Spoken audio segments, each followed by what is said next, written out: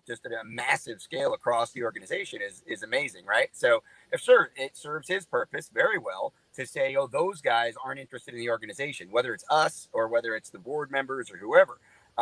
Make no mistake, that it is a more locked down situation at the NRA now than it was a year ago. It's a more lockdown situation for Wayne LaPierre and for Bill Brewer than it was 6 months ago.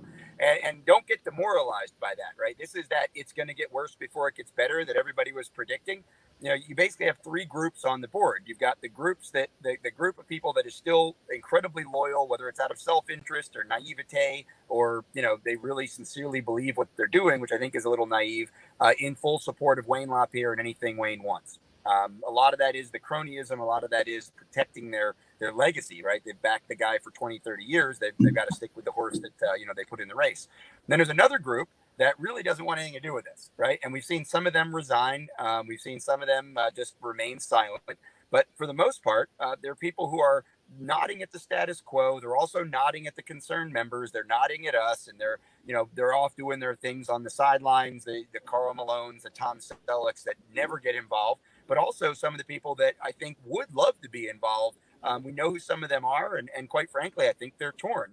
Julie Golub's probably the perfect example of the person who did not want to get involved in the politics, didn't want to get into the business side of what was going on, and she chose to resign her position and a loss of a great person from the board because she really was there to focus on the good stuff, the positive stuff. I look at like a Kim Rhodey. She's there for the good stuff, the positive stuff. She's involved in a lawsuit or a legal issue in California, but at the same time, she doesn't show up to the meeting. She doesn't show up to do the business of running the NRA, right? And then you've got a very small and an ever smaller group of people that I really sincerely believe care about the organization itself much more than they care about their own interests or the interests of Wayne LaPierre and Bill Brewer and the old guard.